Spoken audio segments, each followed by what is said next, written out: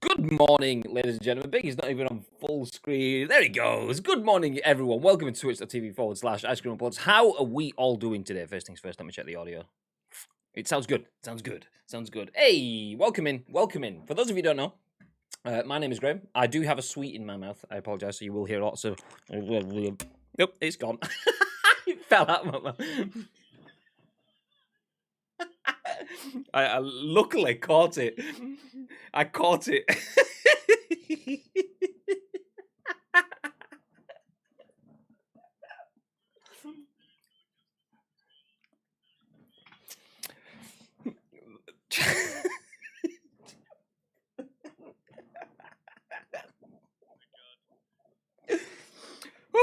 Luckily, I caught it because that was my last one. It'll be gutted if it was just on the floor, like, yeah.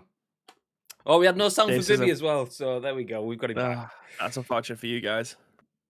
Very professional, yeah. Yeah, well, there you go. I was trying to tell you that I've got a mouthful of sweets and threw it away. Let me just close my blinds because extra sunlight coming through. We actually have sunlight in Manchester. Nice. But there we go. We should have Bibby audio now. Is that right? You can hear Bibby? I'm assuming that's okay. That's proper tickled me. That I heard it. I heard it hit the metal. That was quality. I didn't think it hit the mic, but it might have done. There you go. Get away from your microphone and covered in spit juice. Nice. Anyway, sweets aside, good morning. How are we all doing today?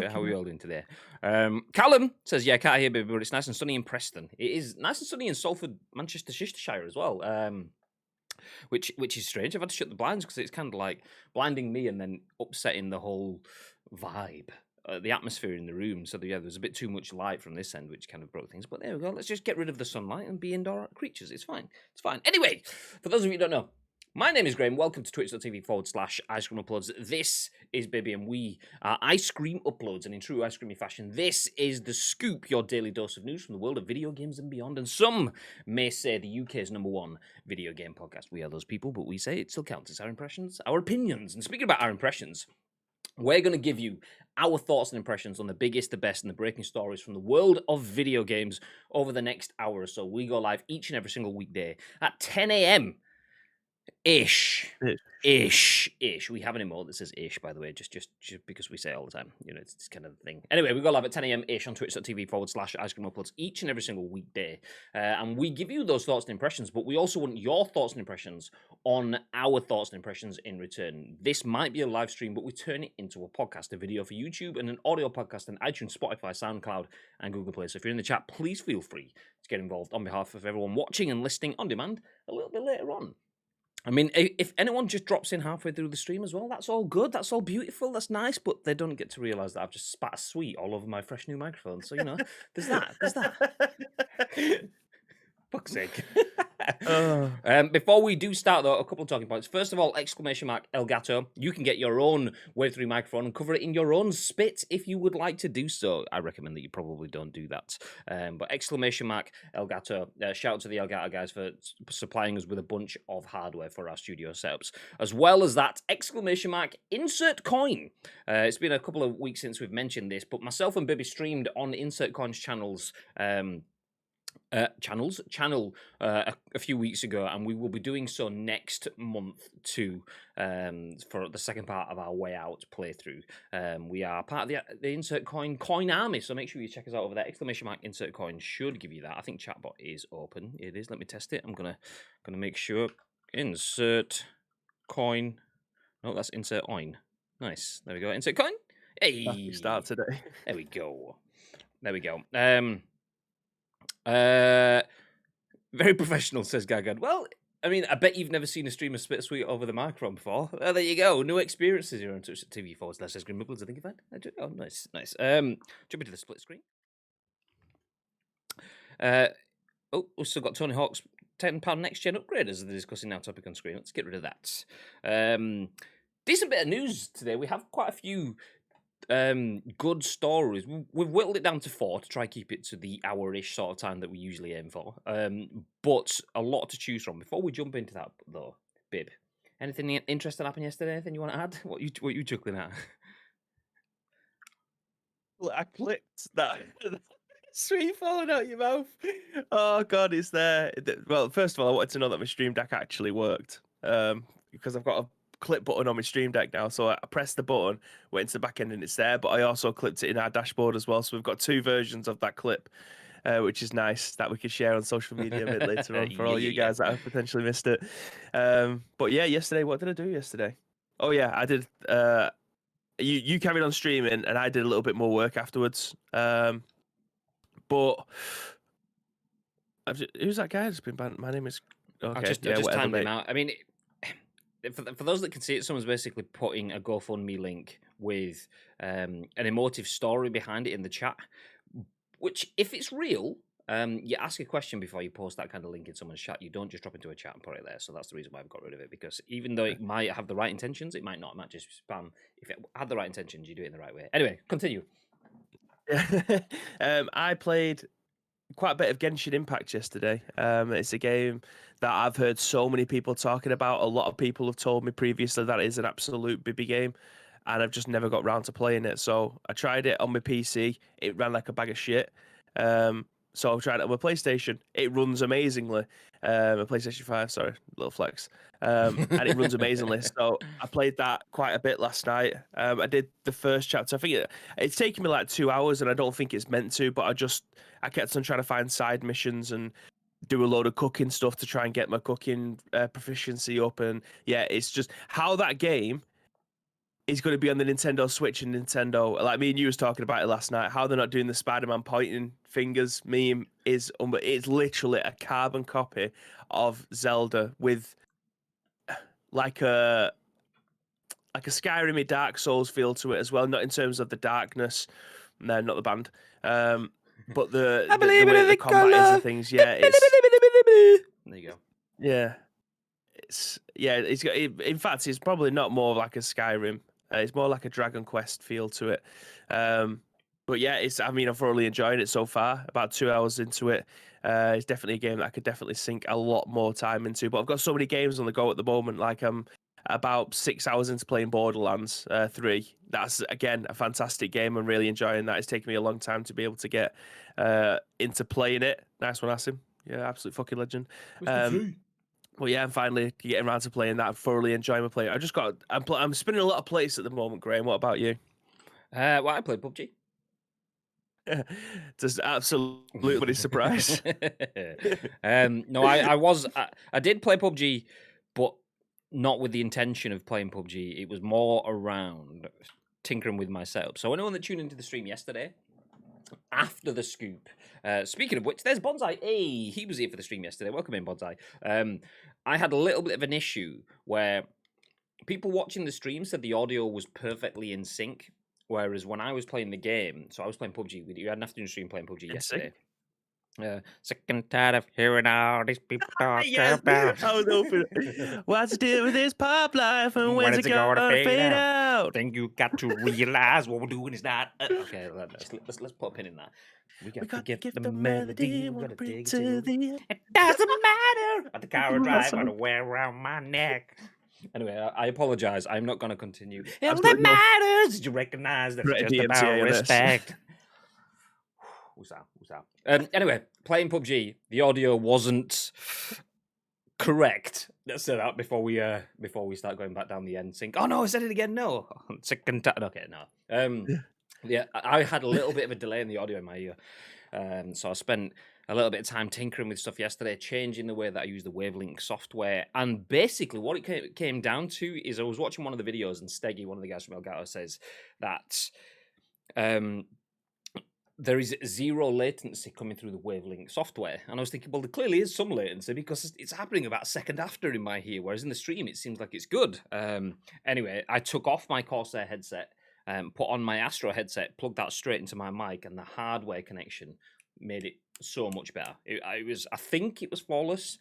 I need to play a little bit more to check, but now I have my Astros back on plugged, directly into my Wave microphone. The Corsair is back on the stand, chilling out up there. So, yeah, I think that was it. Nice. PUBG is king. There you go. Dirty pap.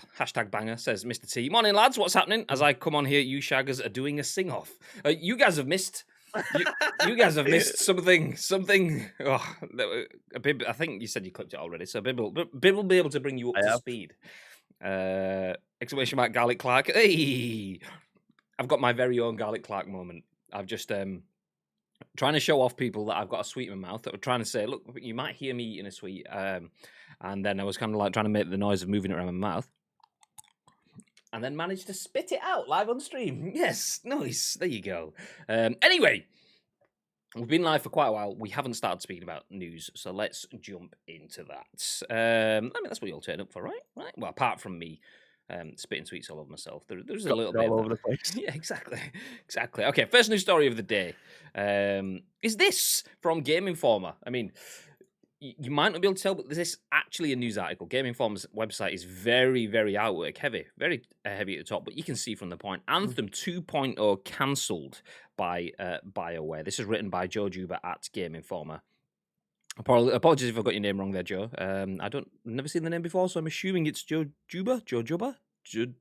I don't know. Joe, thank you very much for writing the article.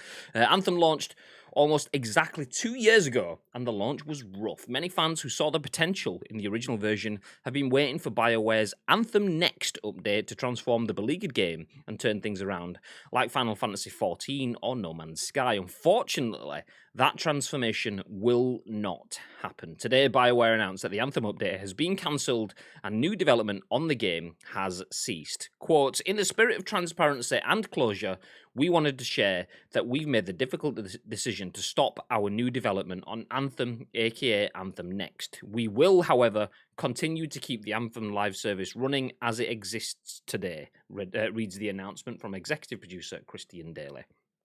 In short, this means that all of the enhancements and changes the team has talked about in the 2 years since the game's launch will never be implemented. No tweaks to the javelins, no skill tree overhaul, and no artifact system. Though players can continue to access Anthem in its current form for now, that form will remain full of unrealized potential. While BioWare and publisher EA did not provide detailed reasons for the decision, it's not hard to understand that investing in Anthem at this phase would be a risky proposition. Even if the team has wonderful ideas, are they good enough to turn around perception after so long? Plus, the extraordinary conditions of development during the last 12 months also played a role. 2020 was a year unlike any other. This is a quote, by the way. 2020 was a year unlike any other.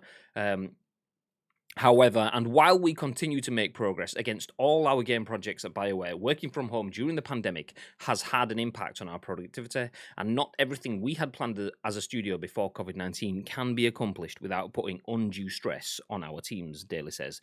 Though Anthem was BioWare's foray into the online action RPG space, ostensibly as a rival to games like Destiny 2, it hit some obstacles almost immediately. A repetitive structure, unimaginative missions, and an uneven integration of the single-player story got in the way of many players' enjoyment, and that's before they reached the sparse endgame experience. Though updates released in the months following launch to address some of the major issues, it was clear that a more serious overhaul would be necessary if Anthem was to be redeemed. That was the goal of the now cancelled Anthem Next. As tempting as it might be to remember Anthem as a total failure, don't forget that it also had successes as a core concept.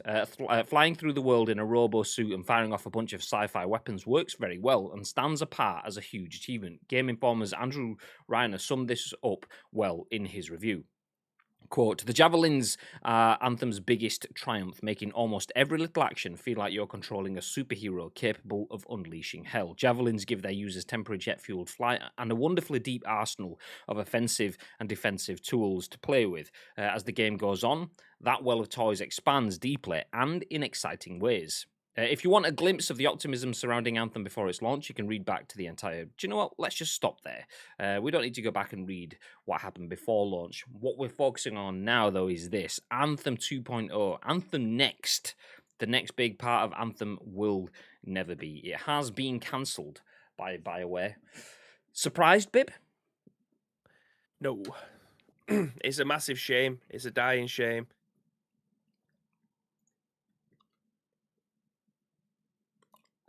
Hello? Have I accidentally muted my mic? Yep. It's a dying shame. Silence. Oh, I don't know how I managed to do that then, because I didn't even like touch the top of the microphone. That's interesting. Okay, whatever. But yeah, it is very, very unfortunate. I mean, I don't want to say I told you so, but I could have called this a long time ago, because the game just didn't. The game looked okay. It just, what they were saying and what we got was two completely different things. And again, it is massively unfortunate, because there is a lot of people like Lee Schofield. Mr. Schofield himself was a massive advocate for this game, obviously, before it came out. And then when he started playing it, he said it hit all the right notes. It just isn't enough to do the end game in an MMO, shall we say? I don't even know if this is classed as one, but it relies on live service, and the live service wasn't there. Like, there's nothing to keep on coming back and playing it. And if you've got a live service game that there isn't enough to keep on coming back for, your game isn't going to last long, unfortunately. And that's exactly what's happened here. Is moving the team away to go move onto Mass Effect and Dragon Age a smart move? I think I think it probably would be, because I know Dragon Age is a much, much bigger game than this, and Mass Effect's bigger than both of them put together. So taking away resources from a game that's dying with a player base that isn't there anymore is the right move to do. It's just unfortunate it's come so soon. I think this game, late 2019, it ends up coming out, so it's been around for 15 months, and the game is dead already. I don't know how long they're going to keep the servers on for. They mentioned in the article that the game is going to stay exactly how it is. So if you finish the end game and there's literally nothing else for you to do, the game is just getting shelved. There's no point playing it anymore.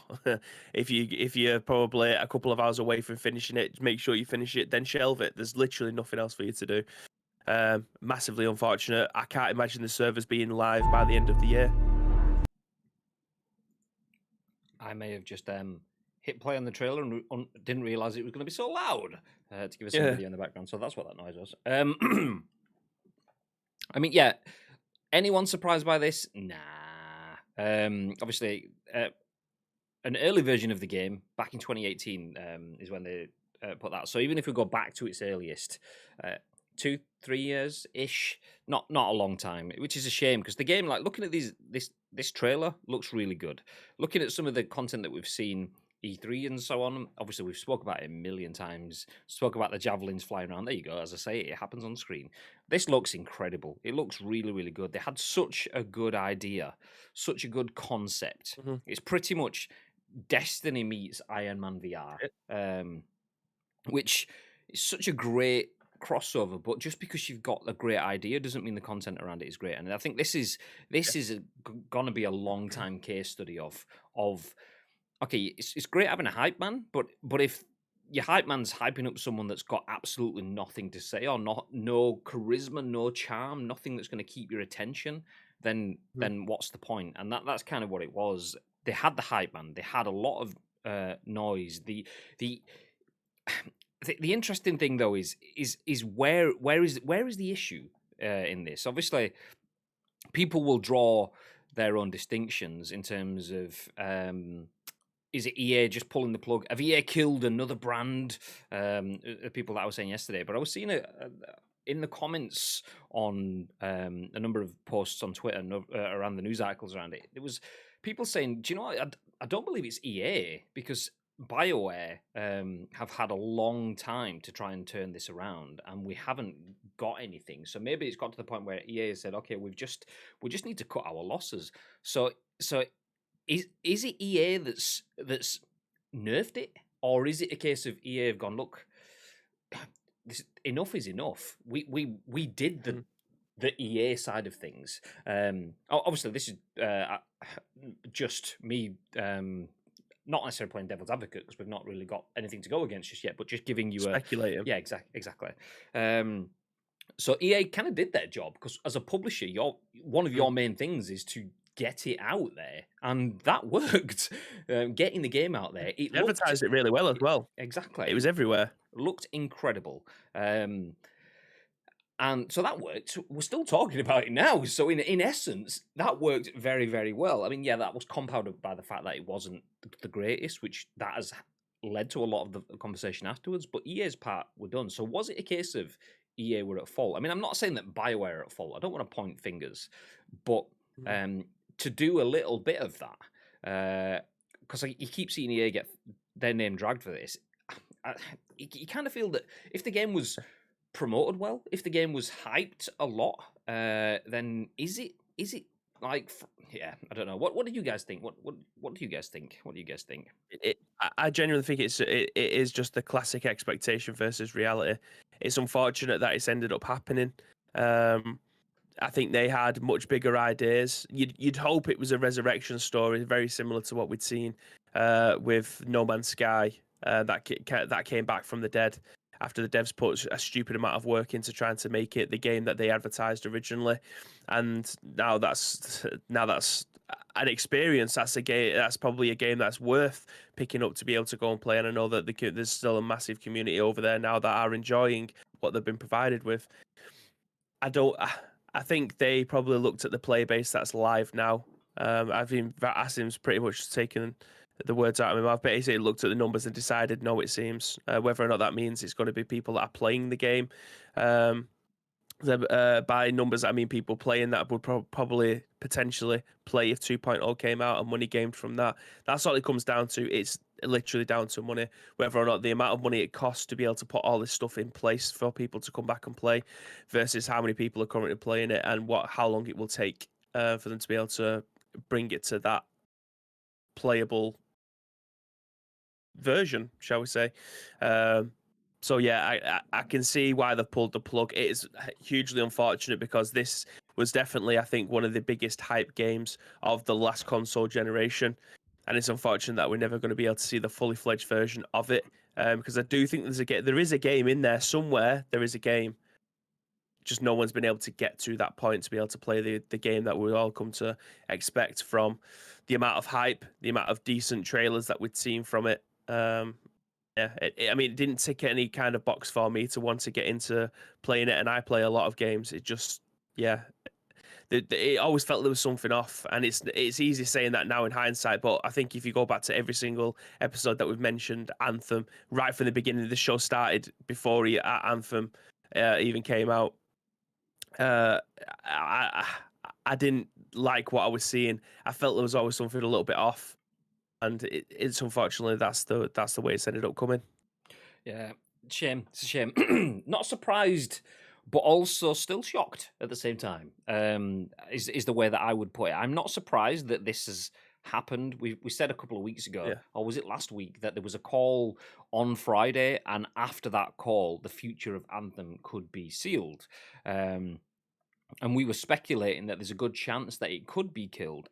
I was saying that would still surprise me because of the quality of the concept and the level of development that went into the game. I mean, buggy or endgame sparse or not, there was still some really, really good work. Obviously, the team at BioWare are an exceptional development studio. They've got a lot of talented people. So even though some of it didn't quite hit the mark, there was still a lot in there that was wonderful. So I am still shocked a little bit at the fact that it has been dropped all that time. That really good concept. I mean, using the word javelin as a suit. I know it's a word that exists, but it exists in at least 3 different forms now. Because obviously, you've got the throwy javelin, the weapon javelin that you use to take out anti-aircraft stuff, and then the javelins. I mean, cool words, nice, but that concept will never be used again unless someone picks it up or they revisit in a few years' time. I mean, there's potential for that. They could come back to it in a few years' time. Maybe that is it. Maybe that's it. It's not dead forever. Maybe it's dead in the essence of in 10 years' time, someone at EA might go, do you know what? Anthem's been away long enough for it to be a fresh start. Let's start again. There is something there. There is definitely something there. I wouldn't be surprised if we see that. But then again, yeah, I wouldn't be surprised if it wouldn't either. It's a frustrating one because I would have liked to have played this. I would have liked to have seen it achieve, like, realize its potential, as the way that they phrased it in the article. It never did, and it never will now, which is a shame. Speaking of a shame, I see that Bibby has put a link in the chat. I never would have thought though, even if we had a pool of it.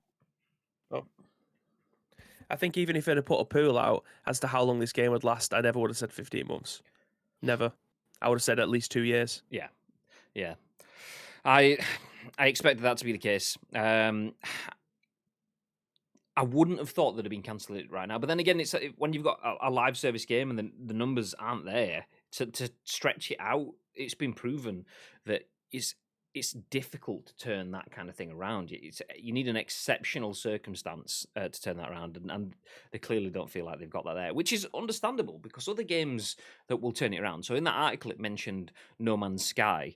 No Man's Sky arguably won't have cost as much as Anthem would have done. They won't have had as much sunk into marketing. So Anthem already has a lot more to claw back. And the other example that they put in there was Final Fantasy. Final Fantasy has 30 years of history, of fandom to build on. Anthem was a fresh start, which it doesn't have that before. So, yeah, it doesn't surprise me. It doesn't surprise me. It's frustrating, but it doesn't surprise me. Anyway, speaking about frustrating and surprising, is this the greatest ever start to an episode of The Scoop? Says Ice Cream Uploads on Twitter.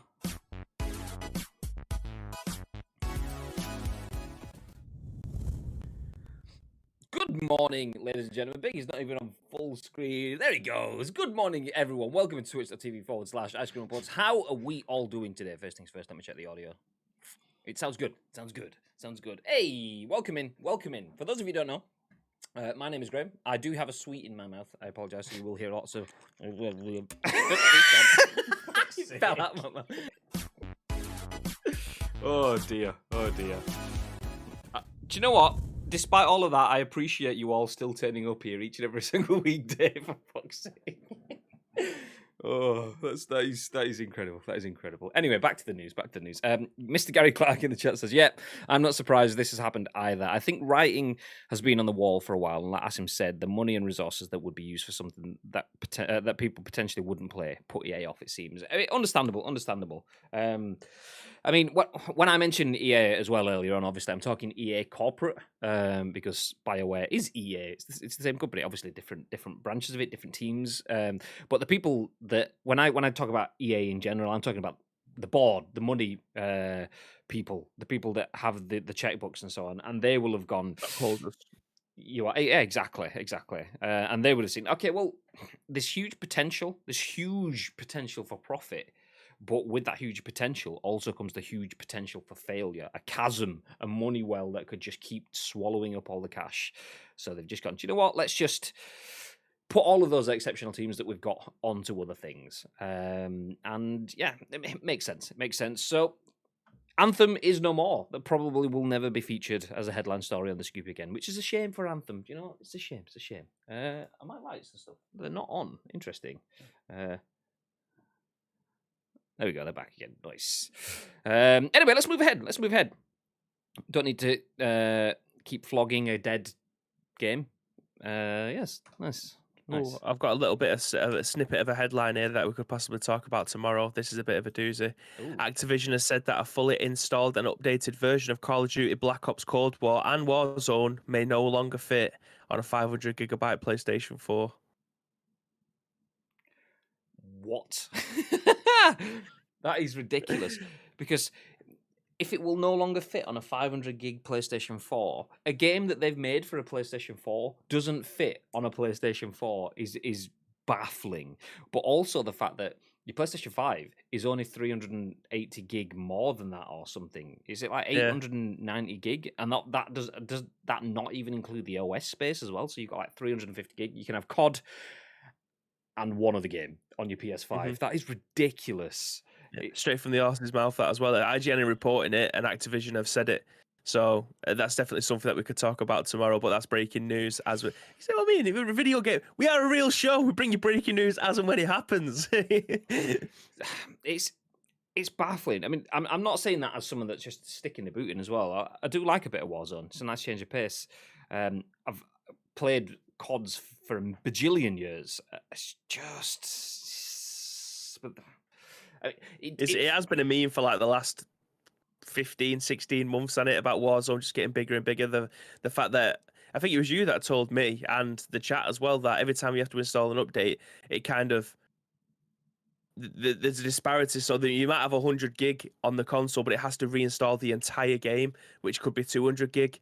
So yeah, it's bonkers that they've just not managed to find a way around that. Yeah, PS5 can do it in like not interlaced. It's not the right phrase, but I'll go with that one. So PS5 will go, okay, we need to update 20 gig in your game. Here's 20 gigs, slot it in that space. Whereas the PS4 goes, we need to update 20 gig. Here's the full 100 gig file, which has the 20 gig fix in it. And it's like, oh, fuck. Oh, okay. Or 500 gig as it is now. I mean, the game is good. The game works really well. There's got all sorts of stuff going for it. And technology moves forward. That's the point. But the issue for me is I remember a story around Pokemon. Who's the Nintendo guy that made Pokemon? I can't remember his name. Mr. Nintendo guy. Someone will name it in the chat, no doubt. So I'll keep continuing. Anyway, they were looking at getting Pokemon on a cartridge, and basically Pokemon was too big for a cartridge. So that's technology and experiences moving forward, but too far. The idea that this game is incredible. There's so much to do in there, so many different worlds. We've got the battling phase, you can move around, and it's great. Anyway, Mr. Nintendo guy, whoever's name, Mr. Pokemon, there we go, took the game home one weekend. And then brought it back in on the Monday, and he'd managed to tinker with the code and cut out so much processes and stuff to keep the game exactly the same, but managed to fit it on a cartridge. And that's the balance that I think modern technology is almost kind of losing that touch, because back then you'd get Mr. Pokemon who knew Satoshi Tajiri. There you go. So Mr. Tajiri-san would know the coding enough to get it to fit into the systems. Whereas now, because there's so many different teams and developers, it's kind of like, okay, well, that's a gig. All right, that's fine. My bit's a gig. Okay, well, my bit's 20 gig. Yeah, okay, my bit's 50 gig. When it just gets stacked up, and all these wonderful teams of wonderfully talented people are doing things at the absolute best that they can be, but there's no consideration for functionality in terms of where does that all fit in now. So it's good that things are moving forward, that we are getting the 4K graphics and the high fidelities and all the rest of the stuff. It's just also part of the battle is keeping that within the constraints of the environments that you've got to play it. And a lot of people, the overwhelming majority of people, will be playing that on the PS4 for the time being. Well, on a PlayStation scale, I mean, not PC or Xbox. I mean, just PS4 versus PS5. But yeah, sorry, what were you going to say? I mean, if you're having to reinstall a whole 141 gigabyte, like what Asim's just said in the chat, 141 gigabyte. Imagine if you have slow internet. Like mine isn't the fastest in the world, but it's more than enough for me to be able to download a game, and it's more than enough for me to be able to play a game and stream it. Especially if it's an online game, I can do that. That's fine. But in a lot of places, probably, especially in America, like imagine having to re-download 141 gigabytes every single time there's a new patch coming out because it won't accept that amount.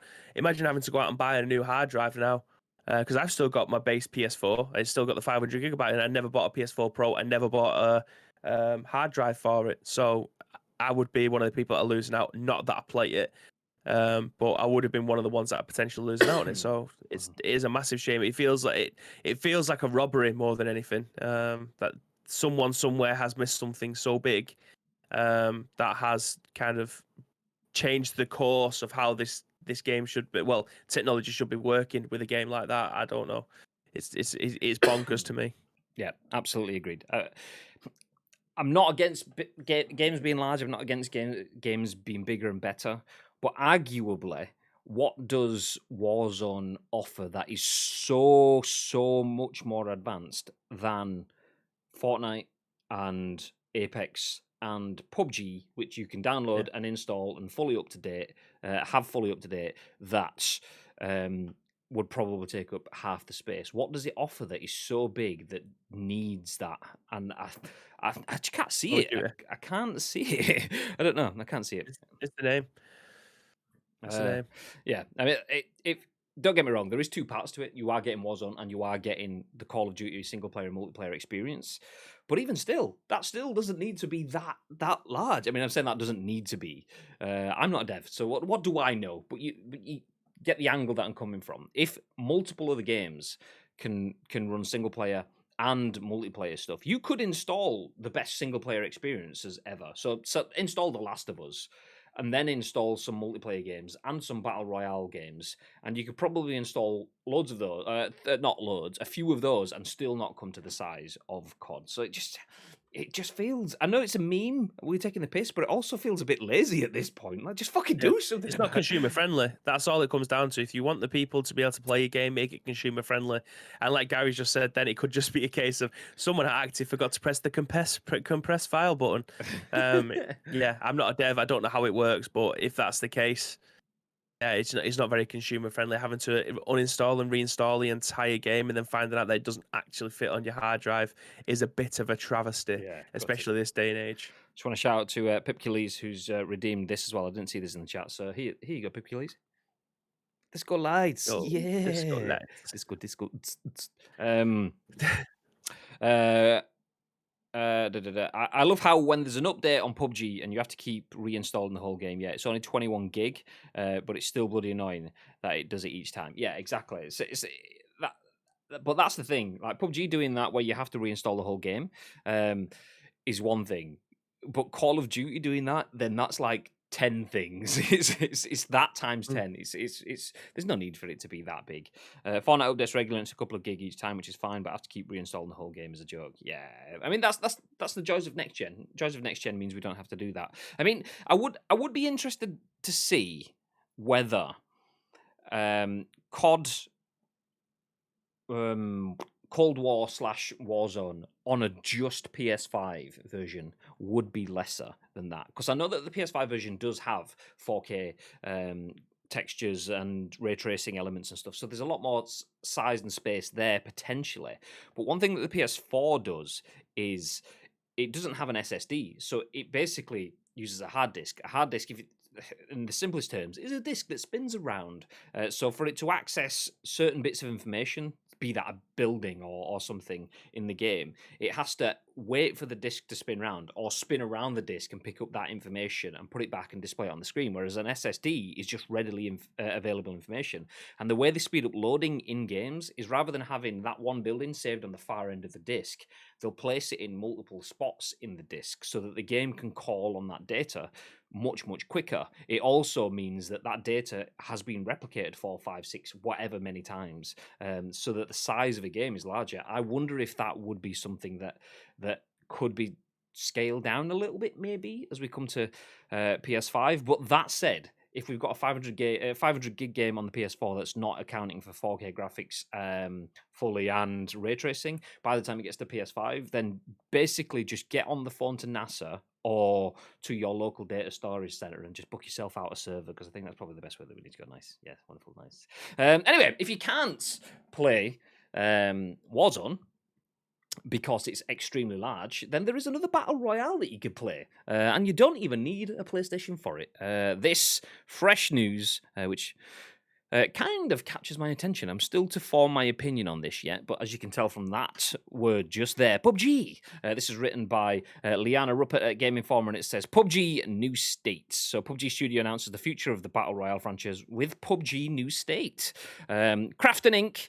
has revealed the next step for the PlayerUnknown's Battleground franchise with PUBG New State. Developed by the PUBG studio, New State aims to recreate the original Battle Royale experience and evolve it into a new, futuristic adventure for both new and veteran players on both iOS and Android platforms. PUBG New State is the latest game in the growing PUBG franchise from the original creators of the PlayerUnknown's Battlegrounds, and will be a free-to-play experience for mobile players later this year. Given the fan support and massive success of the previous games, it is humbling to be able to build and introduce the next game in the franchise that revolutionized the Battle Royale genre worldwide. Min-Kyu Park, executive producer of PUBG New State, tells us, quote, "We want to build on that legacy by creating an experience that pushes the limits of mobile gaming. Watching our team come together to develop a global product has been an amazing experience, and we are confident that it will speak to all audiences when it launches later this year." I'm going to hit play on the video, so you may hear a jolt of noise before I get to mute it. No, muted. Nice. So with New State, the PUBG experience has been built from the ground up, optimized specifically for mobile platforms. It aims to take the gunplay and mechanics that many loved in the original iteration, as well as combat stylization, and pair it with new improvements thanks to the studio's rendering technology called Global Illumination. Unlike the current mobile experience for PUBG, this iteration is specifically created to maximize the mobile platform in a way that the original didn't. Additionally, PUBG New State will also offer new features to players as well, including new ways to customize in-game weapons, performance enhancements, fire mode selections, and even grenade launcher attachments. Drones, ballistic shields, combat roles, and more will also be a part of the newer experience, as well as new vehicles to take on an 8x8 open world. As for when the new game is set, PUBG New State will thrust players into the year 2051, years after the original game. The battleground in question is called, is that Troy? Troi? Trois? I don't know. A new stomping ground where veterans of PUBG can see just how much the universe has changed between the two title settings. At Crafton, our goal is to create masterpieces that provide premier gameplay experiences. With PUBG New State, the next title in our growing PUBG franchise, we hope to realize that vision, says CH Kim, CEO of Crafton Inc. We are giving our full support to PUBG Studio to ensure that they continue to develop games that feature their unique identity, further solidifying its position as the pioneer of the Battle Royale genre. So there you go. PUBG New State, new PUBG experience, but only for mobiles, at least for the foreseeable. There's been a lot of talk of PUBG 2 recently. I'm not sure that this is where that talk finishes. But what are your thoughts on PUBG New State, babe? I mean, you showed me the trailer this morning, and I genuinely thought if you didn't put the words mobile in there, I genuinely thought that this could look like a brand new version of the game, as in PUBG 2.0. It could have quite easily been a new gen console version of the game. It looked great. It looked fantastic. There was obviously some CGI trailerish bits in there, but then it also looked like it blended it really well with some of the what looked like a bit of gameplay footage as well. As someone who doesn't play PUBG anywhere close to you, from the outside looking in, it's doing a mobile version of the game. Is I imagine the mobile base is so much bigger than the console and PC base of this, because why would they start with the mobile version first unless it was so easy to be able to do the mobile version first? But it looks like they're looking after the mobile market first. I said first about 10 times there, but What did you say first? for me, the trailer looks dynamite. Like, it's a very, very, very well done trailer. But then you also said the way that they do the trailers is to obviously sell the game, which is the purpose of a trailer. I think it looks great. How this will translate to mobile, even the first person aspects. I mean, I've got the video preview on now, and I'm watching it a little bit delayed, but even the first person part of it, it looks brilliant. It looks like a battle royale first person shooter game that I would actually love to be able to play. How this plays on mobile, I don't particularly like the mobile version of the game. I think it is a little bit clunky, but I'm not a mobile gamer by any stretch, so it doesn't work for me. Like Warzone on mobile doesn't work for me because of my fat fingers, and I don't know how people actually play these games. And I don't mean that in a horrible sense. Like, do they actually play it on the mobile, or do they play it on tablets? I know it's a mobile game, but you can play it on tablet. I Both. was watching someone. Yeah, I was watching. I don't know who it was, but he was like the world's #1 player back when we was allowed in the office. Like the world's #1 Warzone player, and he was playing it on an iPad. Yeah. So a lot of players play it on iPads. Some do use like peripherals, so they'll hook up controllers or bits afterwards. I don't know what the what's the word I'm looking for? I don't know how people judge that in terms of if that's seen as being true mobile or frowned upon or what. I'm not entirely sure. But a lot of the content creators that I've seen will sit there and have their iPad hooked up to their stream and sit with the iPad on the desk in front of them, and they'll be playing it on the iPad using a lot of the on-screen controls. And if that is the case, I assume that is because that is esports format, i.e., that's what they'll play when they get to the event. So it's all right having it hooked up to your SCUF controller and smashing it, but then when you get to the event, you're not allowed to use SCUF controller and you have to use on-screen controls. Whoops, bashes the mic. Then that way. But I think you're supposed to. I think it was like a 7-inch screen was like the maximum. It's something that I read a long time ago when it comes to mobile games, but like they'll have like a Razer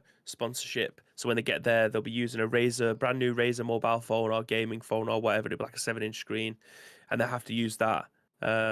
So yeah, it's interesting. But I mean, as a trailer, it looks great. Everything that it offers in the game looks great. As someone from the outside looking in, I would probably play this for a brief, short amount of time before I get bored, no doubt. Yeah, I mean, but How do you think this would translate as a PUBG guy? How do you think that this mobile version would translate? Do you reckon everything that got shown in that trailer would be something that you really would like to see in the console version of the game or the PC version of the game? Does this trailer hit all the notes that you would like to see from a console standpoint? No, no. But Elaborate. I'm fully aware that I don't speak for everyone, although I clearly speak for Bonsai because he's in the chat and he says it looks good, but do I want this version for console? Probably not. I hope we get a new PUBG game for console, but I hope it sticks to what makes PUBG great and doesn't do what COD did and go all futuristic, which didn't work out well for COD either. That's my worry. Is Yeah. one I don't see this as being futuristic. No, it isn't, but it wasn't with COD either. Mm. This is only 2051, so it's 20 years away from now. That's it.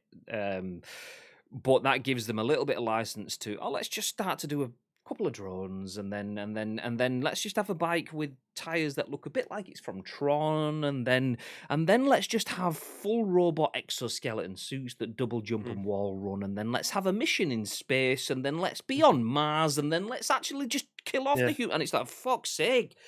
Yeah, and that's my issue. I mean, I've seen a lot of it with Crafton's decisions around content in the game. I hate the skin situation in the game because a lot of people choose a female character in the game for a physical benefit of the female character's skin is smaller marginally than the male character, not skin, the body build kind of thing. So visually, you're marginally harder to see. So a lot of people choose that, and I don't know if that is the reasoning for it, but PUBG have a very, very strong tendency to put out mini skirts and tank tops and boob tubes and questionable outfits. They've gone down an avenue and just run ahead to the point where they're just making horrendous clothing decisions. And if that's what they like with skins, then I imagine if they start to go 2051, okay, let's make a 2061, then let's make a 2291, then let's make the year 3,456, where we're all just like we've evolved past physical state, and when it's now just a conscience game of the mind. And it's fuck. I want to fight 100 people with a gun. that's literally it. Yeah. That said, I really like this. I'll rewind back. So that's me being worrying about the state of PUBG from what I've seen. This, as its standalone game, what does it look like? It looks like PUBG. I can see PUBG mechanics. I can see the way that players fall to the floor when they're being knocked. A lot of the same stuff from PUBG. Okay, that's good for me. Obviously, I play PUBG all the time. I can see drones. I can see vehicles, more vehicles. Okay, that's nice. The textures and the map looks great. This image here looks like it looks like a cross between Verdansk from Warzone mixed with the map from Blackout. It looks kind of like PUBG meets Blackout / Warzone. The fact that it was very high paced and stuff, maybe a bit Apex. So all of those games are exceptional. So that, and it said this as itself, I actually quite like the idea of. I probably won't play much of it because it is a mobile game. But if they brought this to console, I would probably play it and I'd probably enjoy it. I probably wouldn't stick with it as long as I've stuck with the normal PUBG, just because it doesn't scratch my particular itch of right here, right now. But I played Modern Warfares for years, and Modern Warfare, the first one was kind of like boots on the ground. The second one and the third one were kind of like stepping more towards futuristic warfare, and I enjoy them. As long as it doesn't go too far forward, then there can be some good stuff there. So this could be good. I could enjoy this. It's not what I want from PUBG. Like I was on stream yesterday and I was talking around how PUBG started out as a 100-player fight to the death. That's what it was. You right now, in a world that represents the world right now, drop in against 100 other people and you fight to the death. Whoop, bashing the mic. And that's it. But now there's missions and stuff to do in games. So sometimes the guy that you're fighting against isn't even trying to kill you. He's just trying to stay alive for 15 minutes because he's got a mission for it. There are NPCs running around the game that have loot on them as well. There are bots running around the game trying to kill you and that sort of stuff. So that's my worry, is that the game's gone away from the core Battle Royale experience. And arguably, they've evolved Battle Royale. Evolution is good. I just don't want evolution to the point where you forget the foundations. So yeah, that's where I'm wary. There's nothing in this that I can see that looks particularly worrying or bad. It's just the Mhm. fact that if we go too far, can we come back? That's kind of my thing. Yeah. Curveball. I know you're not allowed to use controller on PUBG because I've tried it many times. It just, unless I'm trying something on my phone that I haven't got installed, so therefore it won't let me use it. But what about if this was to come out on the Nintendo Switch? Your thoughts then?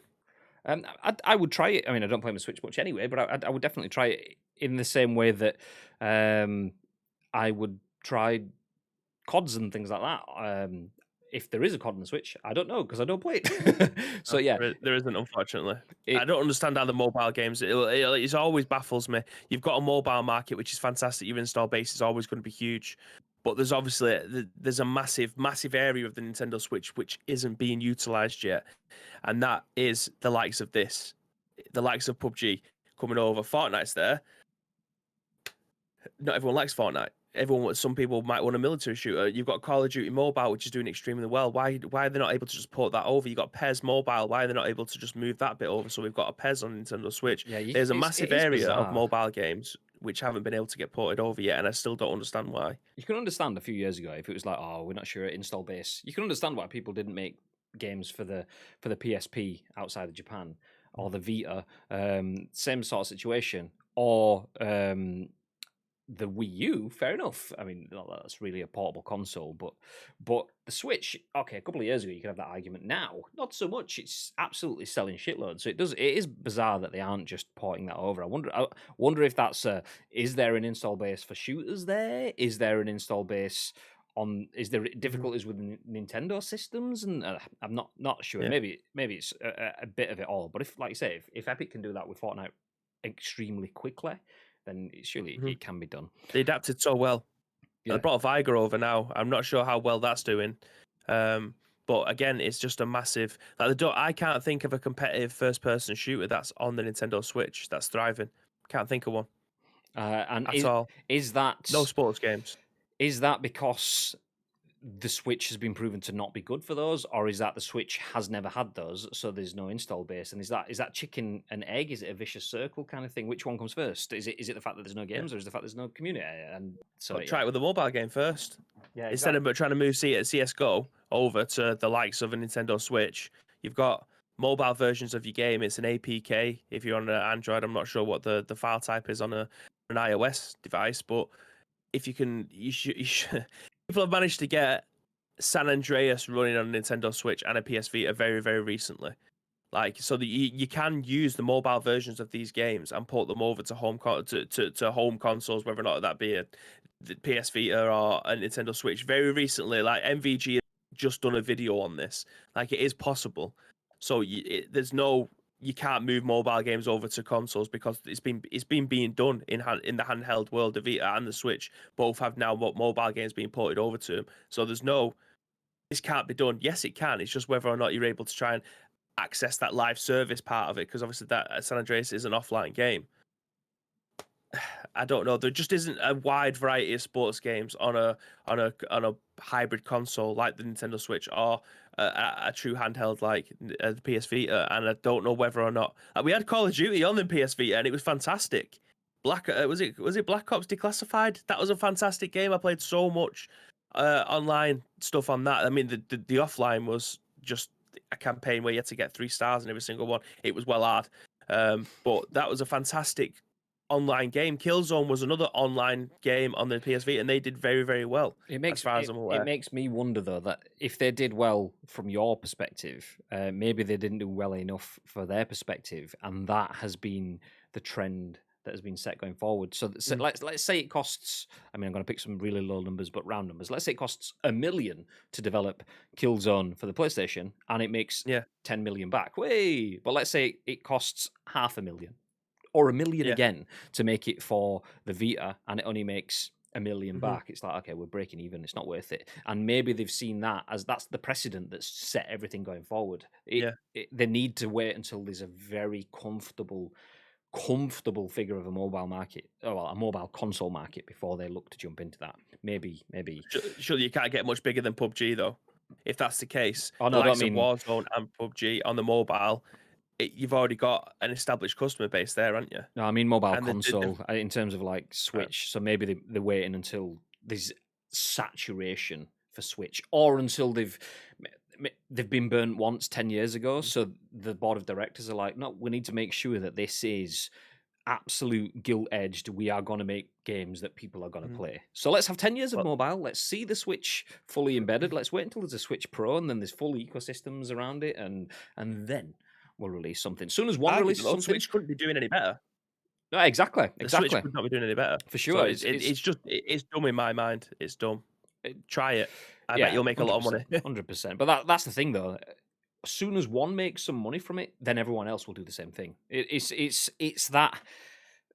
Oh, we're also in the start line and we're all ready to run. But did he blow the whistle? Are we good to go?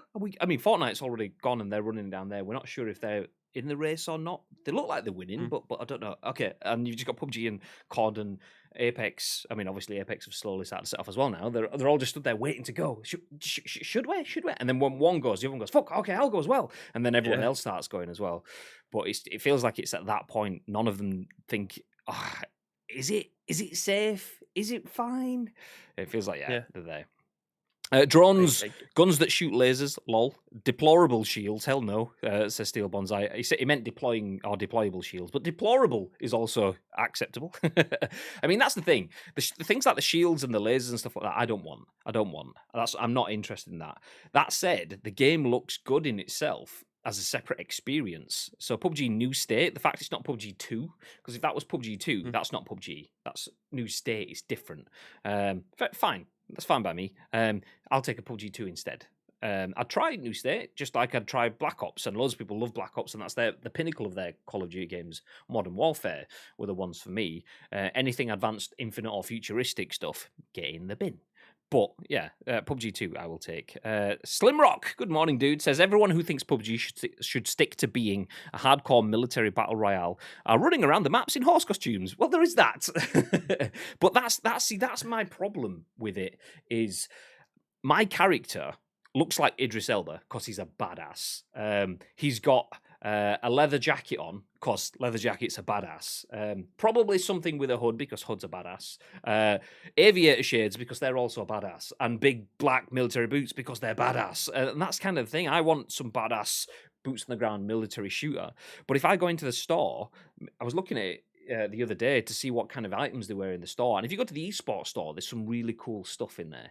The esports store is stuff that you can't buy. Or you don't unlock with the season pass. You have to kind of get tokens, which you either get by watching broadcasts or by buying skins in game. You then gamble those tokens for a chance to be able to get points, and hopefully you get enough points to buy the skins. They're good looking skins, but you're not guaranteed to be getting those. But then you go to the ones that you're guaranteed that you can buy, and there was something called, what was it? It was Mood Killer, but mood as in mood killer. And literally, you were running around with cow print stuff. I mean, like Gary was yesterday when he was dressed as Woody, kind of thing. You look like you're fresh off a farm, and it's just like, why? Why have you done this? Why? And then the Valentine's Day skins, Little Red Riding Hood. Why? Why would I want to run around dressed like Little Red Riding? What is this? So there is a huge element of people running around with stupid skins. Part of it is fun, because let's just wear these stupid clothes because it's stupid. I bought one that made me look like a chicken, a mascot from an American baseball game, because it looked fucking class. I wore it, the novelty wore off, and I went back to being big badass stuff. So you want some of that novelty stuff for sure, but the thing is, like, people have shown a little bit of interest in that novelty stuff, and that's just what's rammed down your throat now. It's like, do you want to be a badass? Yeah. Well, tough. Here's a chicken. Hey! It's like, oh fuck. So yeah, a lot of people do it because obviously it's fun and that's kind of expressing their personality. But a lot of people just do it because that's kind of all there is now. That's the only thing that's new. Anything that was badass is hidden behind a paywall and then behind a gamble wall. I don't know what the fuck you call that, to get it off the stream using EP and all the rest. I've recently tried Rogue Company. Oh, it's gone. And it's gone. There we go. I've recently tried Rogue Company, and that is okay, but that is a game that takes me. But is that a game that takes me away from PUBG? No. See, it has Doctor Disrespect in it, so that's a good game. Doctor Disrespect plays that game, but is that a game that's taking him away from other games? No, he'll go back into it and play it sporadically because his arena's in it, his skin is in it. But even then, he doesn't play it all the time, which shows you that it's not a forever game. That has things like drones and deploying shields, and that isn't something I like. Slim Rocks, in response to Slim Rocks' comment about horses, he says, "Don't forget the dinosaur costume. I currently have a reindeer level 3 helmet skin. Fight me." Well, exactly. I mean, I've got the old school horse like mask thing that you got in the Vikendi season pass, which is kind of a horse with antlers or something like that. It's, yeah. Don't use it though. It was fun at first for those few games, and it's gone. Okay, let's get back to being badass. Splatoon 2 is the biggest shooter loosely based on the Switch. Call of Duty was released on the Switch, and it was trash apparently. As for sports stuff, I reckon it's down to resources and the amount of people playing it on Switch. A lot of people, me included, has the Switch as a secondary console, and I think that this is something that publishers think about. I mean, I agree, but that's the thing though. A lot of people have it as a secondary console. A lot of people have it as a primary console now, and a lot of people have it as a secondary console that would happily replace the primary console, or they would happily spend on.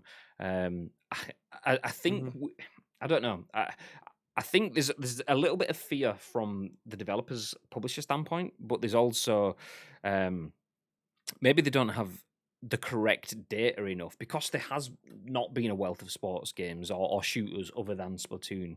I feel like there's probably enough there for them to succeed now, but it's obviously it's a gamble still because I said probably enough to succeed. Is that enough to spend 50 million on a marketing campaign and developing a game and getting a new studio and creating IPs or just porting IPs? I mean, maybe not even 50 million, but me saying there's probably enough is probably not enough information.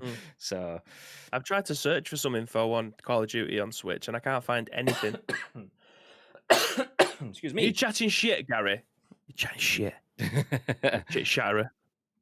Bonza says, my player at the moment currently looks like Tom Cruise in Mission Impossible. Well, there you go. Yes, Graham. Hey, Gary's given a link. What is this? What is this? Clickety click. Loading. Oh, there we go. Hey, post an image of yourself as the final boss without downloading new pics. This is Gary's pick from yesterday. So, yeah, basically, this is Gary's PUBG skin. Look at that. He's a mood killer. He's got the cow print vest and, like, yeah, the neckerchief and stuff. Yeah, it's absolutely him. That's it. Gary is a PUBG skin. GG, Gary. Also, once again, for sharing that. We appreciate it. Nice. All companies are like the seagulls from Finding Nemo when they see it can be done. Mine. Exactly. They are very much so. It makes sense. Because when you know it's safe, you'll go into the water. But if you think there's a big fuck off shark out there ready to trash everything, no. The Doctor Disrespect skin looked awesome, but yeah, the game is okay. Yeah, I was going to get it, even though I've got the game. I was going to get the skin, but then I realised the skin was like 35 quid or whatever, so I was like, I'm not going to play it, so I won't bother. Remember when EA released FIFA on the Switch, and then the following year they did the same and just changed the number? Yeah, me and Bibby were playing that in the airport after Gamescom not last year, year before, because last year was the year before. Yeah, that is sad, even on EA standards. I said Switch for COD, but I meant Vita. Ah, there you go. Yeah, the FIFA just update jobby cycle thing. Yeah. Anyway, let's put a pin in PUBG. So PUBG New State is a new play on the Battle Royale genre. It will be coming out on mobiles later this year, according to that. I do believe that we will have some PUBG news soon. Because for those of you who don't know, PGIS, the PUBG Global Invitational series, is on right now. I think it's actually broadcasting at this point in time from Korea. So it started at the start of February. It runs all the way into March. They have a number of weeks of qualifications, then a big final bit at the end. And I would be surprised if we get to the end of that and there hasn't been some major announcement from PUBG. I would be very surprised if that's the case. I mean, I would even go as far as saying if there's going to be a PUBG 2, and we've had a lot of leaks and a lot of news and a lot of rumors, if there's going to be a PUBG 2 and it's going to be announced anytime soon, I wouldn't be surprised if that happens alongside the finals or just before the finals of PGIS to make sure more people watch it, where they do a teaser and then they'll have some news, or they just have the teaser in the finals of the PGIS. I wouldn't be surprised if that's the case because they've spent a shitload of money on that setup, on that broadcast, flying however many players it was, 64-ish players out to Korea, putting them up for a month and a half, 2 months. There's a lot of money being spent there. Is that just for esports? Or is there a marketing angle to that? I wouldn't be surprised if there's some marketing involved in that. So if you're interested in PUBG, then we may have some stuff over the next few weeks. We'll see. Anyway, next bit of news. Andy Robinson at VGC says, CD Projekt has delayed Cyberpunk's second major patch, blaming recent cyber attack. Patch 1.2 slips to late March. CD Projekt Red has delayed its second major Cyberpunk 2077 patch, citing disruption caused by a recent cyber attack. Patch 1.2 was due to be released in February and fix the remaining prominent issues on last-gen consoles. CD Projekt now says it will arrive in the second half of March. Quote, while we dearly wanted to deliver patch 1.2 for Cyberpunk 2077 in the time span we detailed previously, the recent cyber attack on the studio's IT infrastructure and extensive scope of the update mean this, unfortunately, will not happen, it said. Quote, our goal for patch 1.2 goes beyond any of our previous updates. We've been working on numerous overall quality improvements and fixes, and we still have work to do to make sure that's what you get. With that in mind, we're now aiming for release in the second half of March. It's not the news we enjoy sharing, but we want to make sure we launch this update properly. Stay tuned for more information as the time draws closer. Thank you for your continued patience and support.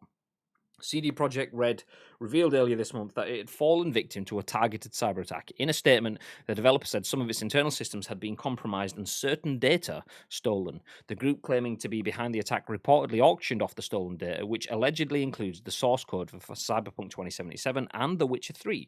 Cyberpunk 1.1's update released last month, adding various stability improvements related to memory usage, crashes, quest bugs, performance, and visual issues, which you can see outlined in the full patch notes. Let's leave that there.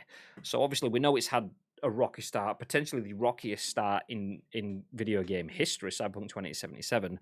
The road to getting that back to where we'd expect it to be is also proving to be rocky. Patch 1.2 has slipped until late March as a result of recent cyber attacks, according to CD Projekt Red. What are your thoughts on that, babe? Yeah, it was inevitable. It's when we broke the story about this going to about them having the cyber attack. We said this is doing absolutely nothing. It wasn't. I don't think it was a target, as in you need to be pulling your finger out your ass and sorting this out ASAP. It was a target for money. And we knew that this was going to have repercussions in terms of this is probably now one of the biggest excuses that they could have used when they're going to be delaying the game again. Never mind, obviously, them having to sit and go through every single file that could have potentially been corrupted or locked or something like that. It was always going to delay it. This shouldn't be new news to anyone. The guys who have done the cyber attack, it was for their monetary gain, but we knew full well that at the end of the day it's going to cause us massive problems, and it's ended up delaying the game even further to absolutely nobody's surprise. This is almost as surprising as Anthem getting binned, in my eyes, but we will see. I think the PlayStation 5 version is going to get delayed now as well. So yeah, it might be Christmas time. We actually might end up getting this game a year later. Who knows? Which is when we probably should have got it anyway, to be fair, but there you go. Yeah, it's I don't know, it's a difficult one because you I mean, take your time. The reason we're in this mess is because that didn't happen. Take the time, especially if you've been under a major attack as well, because the attack that they've had isn't just someone trying to hack into their business and go, hey, this is someone that's taken huge chunks of the company's foundations. The source code for The Witcher and Cyberpunk both been taken and given away and auctioned off. Apparently they were sold on the dark web within hours or something like that. They went on, someone put in a bid and they was like, yep, we'll have that. So it must have been a fucking astronomical bid, you have to feel. So they've had some extreme circumstances, possibly fueled by the fact that they let a lot of people down. I'm not saying that justifies it by any stretch of the imagination at all, but that's possibly part of it. They've made a target for themselves because they have upset people, and some people have taken it too far, gone in and thought, "Fuck it, you upset me, I'm gonna fucking take all your stuff." So they've had some horrendous situations to deal with. That said, you can't help but feel, were they behind? Were they delayed? Were they just not gonna hit target anyway? Because we've seen that many times recently with CD Projekt.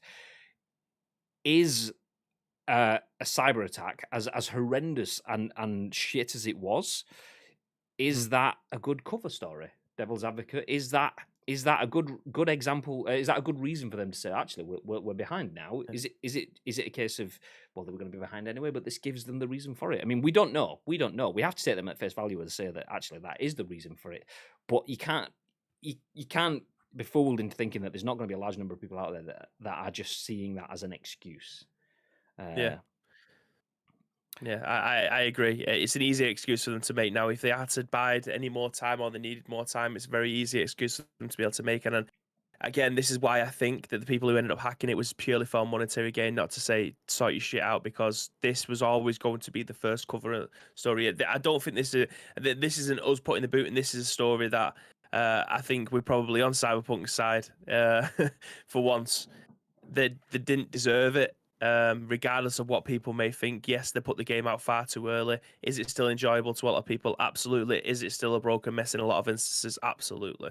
But this was only the outcome that the only outcome that it ever would have been. When someone hacks into the system, if they need more time, this is the easiest excuse to be put on a play. Everybody knows that it was hacked. They put PR statements out pretty much straight away so they could buy themselves, well, to let everyone know that your information hasn't been leaked. And it's just to say, if we need a little bit more time, this is the perfect excuse for us now. And that's exactly what they've been given. So the people who was doing it in the first place was doing it for their own financial gain, not for anything else. But yeah, again, when it comes to the PlayStation 5 fix, just take as much time as you need. The hot fix that they wanted to put out that was intended to be out soon, that's obviously been put back. You can't really blame them. You genuinely can't, because I can't imagine how long it would have taken to go through every single file from a person's house. There could be 100 people working on this. Each person would have to have all of their files checked, and then the remote server inside as well. That could have taken a month for all we know. We don't know that. So this was the only inevitable outcome. Yeah, no, that's the thing. That's the thing, is a lot of that stuff will happen, but a lot of work could still go on as well whilst that is happening. So there is, like, if there could be one file that could be kilobytes in size, or a meg or whatever, one file that just has the backdoor that will allow the hackers to get back into the system. So they have to check absolutely everything, not only to make sure that things haven't been taken, but to make sure that there's nothing sat in there to allow it to happen again. So there is a lot of due diligence that has to be done by CD Projekt. That said, the people that will be doing that will not be the development teams. So in theory, the development teams could progress as well. So yeah, maybe I don't know. I don't know enough. Nobody knows enough. That's the thing. But you can easily be forgiven for wondering if that is just an excuse. The Triple J has now followed. That's interesting, because we had little Triple H yesterday, and we've now got the Triple J. Thank you very much for the follow. Welcome to the stream. Arky R6. Oh no, that was yesterday. I apologise, but thank you for the follow. Then I must have missed that one. Thank you for the follow. Do you know what? It's. I'm just going to go back to something we said before. Take your time. Make sure it's all right. Fix it and give us a good game. It's still sat here, and it's going to remain in this drawer, wrapped in its cellophane packaging, until the PS5 version comes along, and until patch 1.2, and all the rest has been out. So if it's in March or if it's in December, it doesn't matter. It's going to stay there until it's ready to be played, and I'm not going to touch it until then. And that's my thoughts on it. I wish someone would hack into Konami and fix Pez. It's a bit extreme. Do you imagine that? Someone hacks into your server, and then not to take your stuff and maliciously sell it on the black market, just hacks in to do some coding on your behalf. I don't think they'll do that. We've never spoken about Cyberpunk 2077 on here. Is this a new game? Says Gary. I don't know. It's news to me. That PS5 version is coming in 2077 at this rate, says Mr. T. I'm back off to work now, says Lake. Have a nice day-ish. Thank you very much, Lake, for being here. Enjoy work.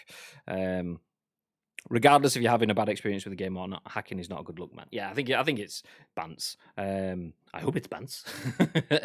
I'm surprised they didn't put more of a spin on it to get sympathy. I mean, that's rewinding. I hope it's bants. Some people on the internet will say stuff like that as bants. You know that there are some people out there on the internet that will say that as not bants as well. So, yeah, I'm surprised they didn't put more of a spin on it to get sympathy and goodwill, and said they are checking the code for any little security exploit and patching it. If it wasn't for the hackers, it would have been ready. I mean, that's a good point. Maybe they thought that that would be met with bans. Yeah, nice. Maybe that would have been met with some criticism. People would maybe. I mean, I'm already devil's advocating devil's advocating it now. Not that advocating is advocating. There we go. Devil's advocating. I'm already playing devil's advocate. Let's just say it like that. It's easier. Now, that's without them pushing it as a thing. So maybe it's a PR thing. Maybe they've just thought, actually, if we do go ham and we do push that heavily, people will start to look at it a little bit more. So maybe they've gone for the less is more approach. The less details we give, the better it will be for us, and then just crack on. I've been playing more PES lately, and it's great in my opinion, says Bonsai. Nice. I've hardly played much of it, as you could probably tell from the stream on Sunday. Without Masters of the League, I've not touched much PES recently. I've just been busy-ish. That's the same thing with all the other games. I've been busy-ish. So when because obviously having the sex barn built, for anyone new here, we've had work done in the house. It's not really a sex barn, or is it? Maybe that's a double bluff. So yeah. For me, when I do get time to play, that's why I just keep playing PUBG. I've not really got the time to jump into anything else right now. But Gary says, in response to Pipkilly's thumbs up, is it though? .gif banter. Anyway, CD Projekt Red has delayed Cyberpunk's second major patch. Major patch. It's not coming until the end of the year. So there you go. One final bit of news for us to jump into, though, before we do disappear and let you get on with your day. Although we will be playing games after this, by the way. So when I say get on with the day, what I mean is not go anywhere. Stay where you are and join us for the next stream. The final story, though, is this one. There we go. Andy Chalk at PC Gamer says, US politician pitches a fresh new idea. Ban Grand Theft Auto. Oh, that's fresh. Why has nobody mentioned that before? So a bill proposing a ban on GTA and other violent video games was prompted by a rise of carjackings in and around Chicago. Yes, that's the results of cars being stolen. Grand Theft Auto, the video game, is the reason that cars have been stolen. Absolutely nothing to do with the current socio-economic climate that people are struggling with whatsoever. I mean, I've not even read through this article, but all I will say before even reading it, this article could apologize if it does step on its toes. There's a lot more that would make me go out and steal a car happening in the world right now than because I've seen it in a video game. I mean, a lot of people have lost their jobs. A lot of people fucking struggling with all sorts of shit going on. There could be more reason to steal a car from life than there would be from video game. Anyway, that's my initial thoughts. Let's see what the article actually says.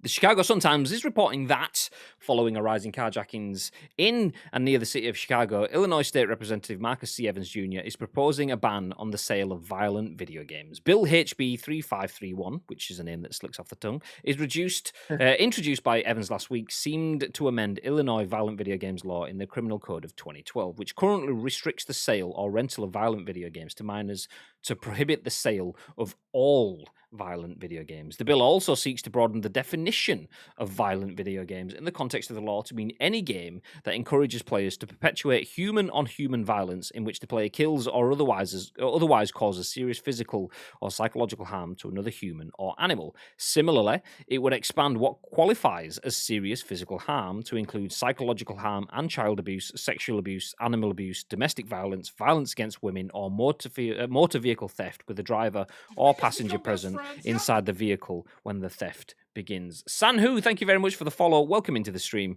The bill doesn't name any games specifically, but it appears to be aimed primarily at the Grand Theft Auto games, which enable players to, among other things, carjack NPCs whenever they want a new ride. Quote, I feel like this game has become a huge issue in this spectrum, Walker said. When you compare the two, you see harsh similarities as it relates to these carjackings.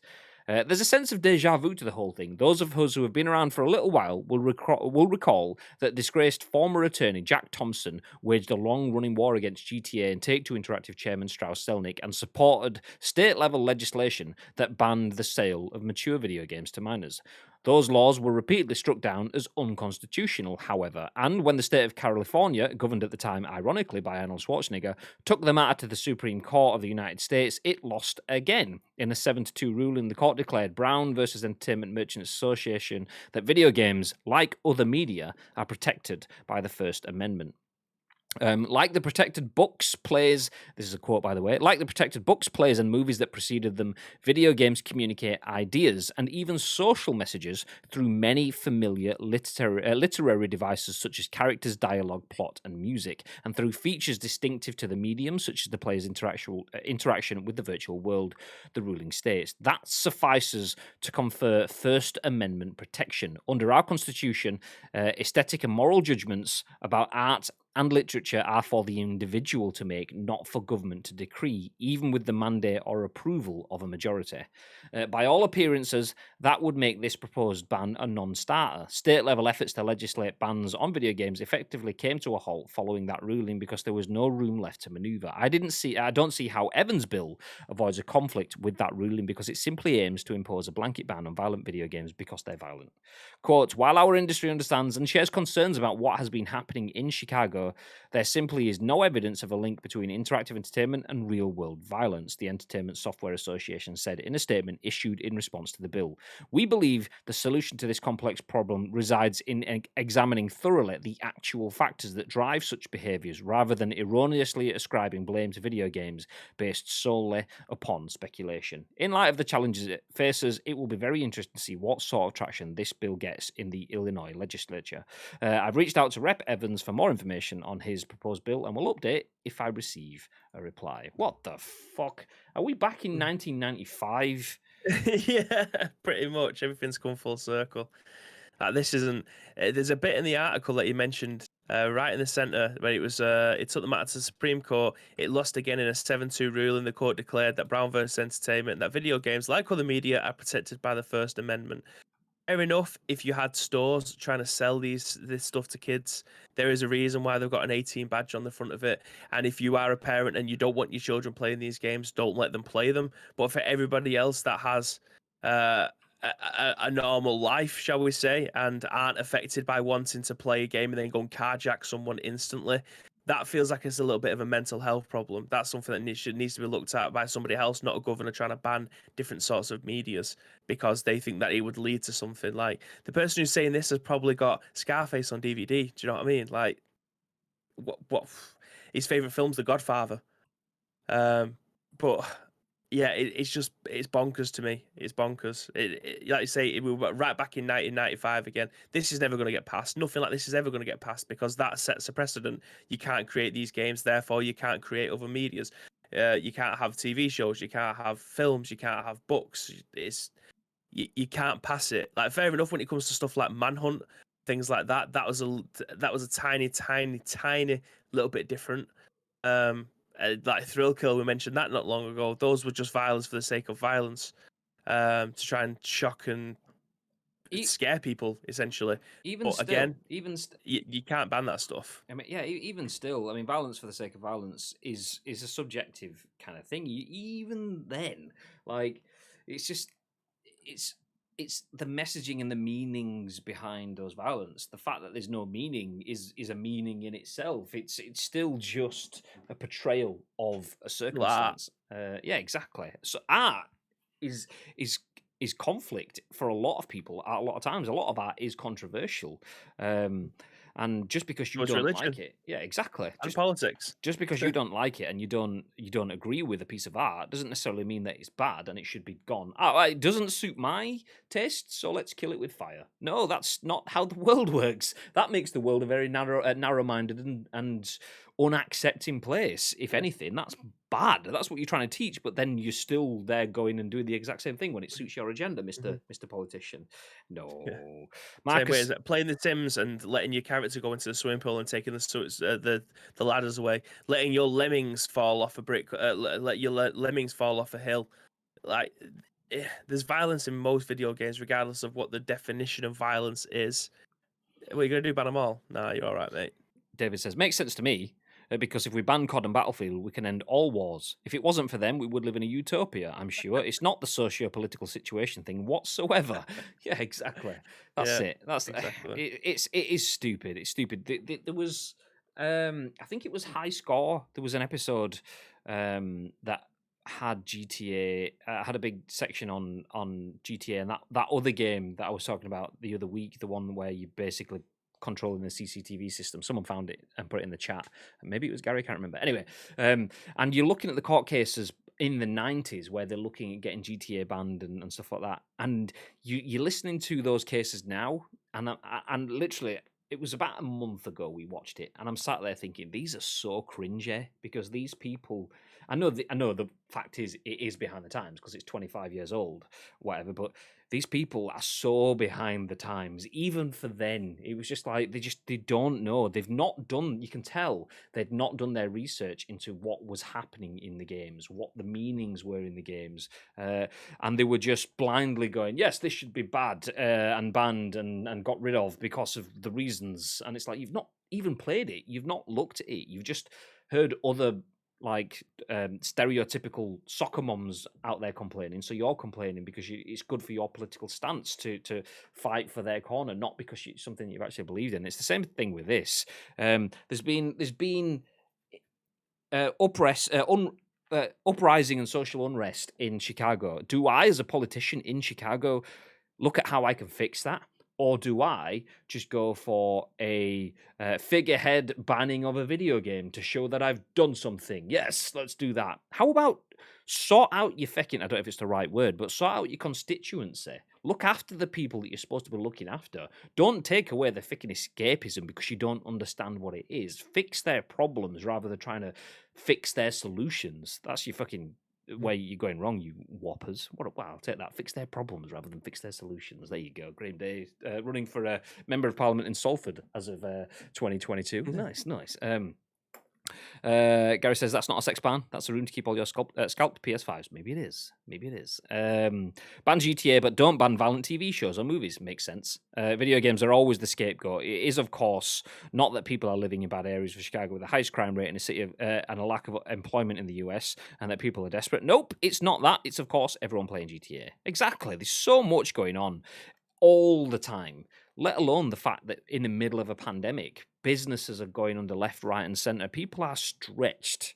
And that's without me knowing anything about the specific circumstances of Chicago right now. There could be something bubbling under the surface in Chicago that I'm not even aware of because I'm a UK idiot. So but what I can tell you is it's not Grand Theft Auto. Absolutely is not. Yeah, maybe it is somewhere once in a million. Someone might say, "Oh, I've been stealing cars in GTA," and yeah, people are suggestible, but not to the point where someone just monkey see, monkey do. Oh, stole a car in a video game, so I'm going to do that. Nice.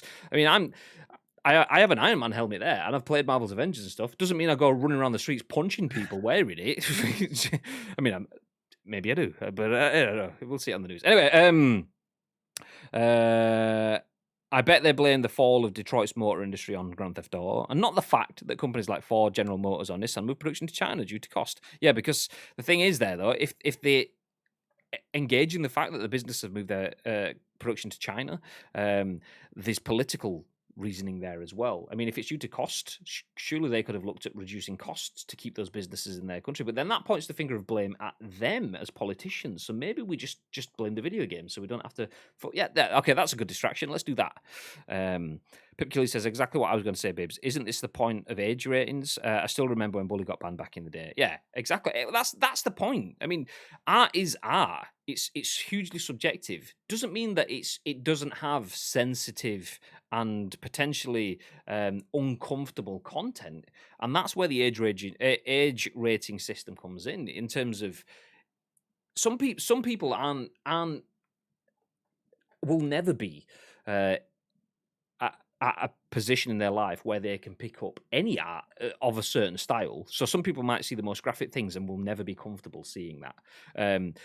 But usually because of social grounding, and it's a purely like stereotyping, we would assume that once you're 12, you can watch content of this style. Once you're 15, you can watch content of this style, and once you're 18, you can watch content of this style. And that's kind of the way that the rating system works, based on stereotypes. It's obviously a one size fits all approach, but the point is, usually people are fine to look at certain content of certain nature. The reality is, some people will be able to look at content of that nature much younger. Some people will never be able to look at that content.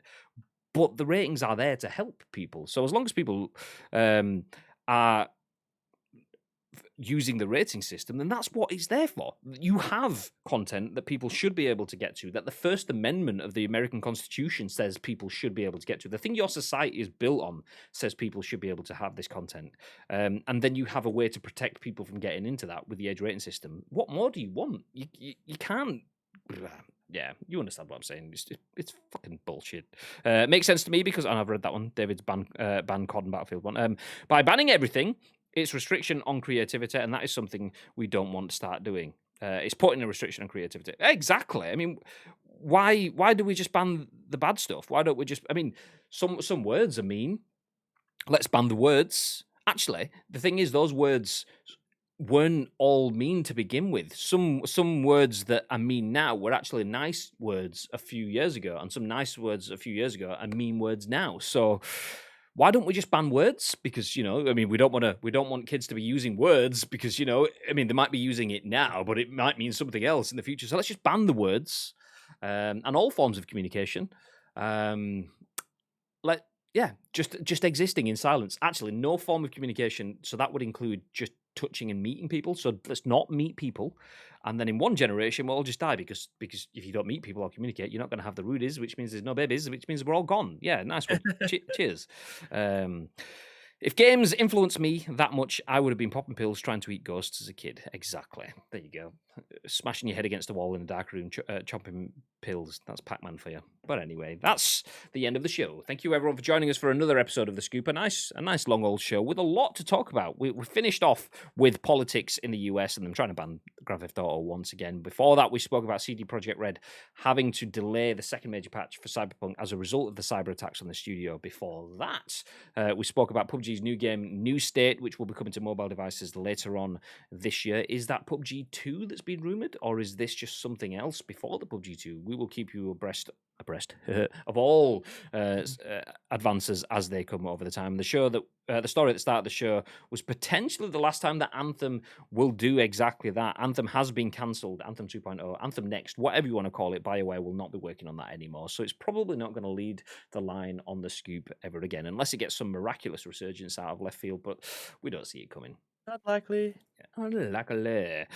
So we are done for the Scoop now. Thank you everyone for joining us for another episode of the Scoop. We'll be going off and coming back on with some video games in just a few. So if you want to see us play some video games, feel free to lurk around in the channel. We're not going to drop a raid on someone because, you know, it's pointless sending everyone else somewhere and then bringing them all back shortly. So we will just wrap up the stream and jump back on. If you want to know what that is, then just stick around. You'll see very soon. Obviously, you can find all of that stuff on our socials, but I'm not going to mention that because that's ripping off Bibby's end of show stuff. So, Bibby, before we disappear and come back with video gameage, is there anything you'd like to add?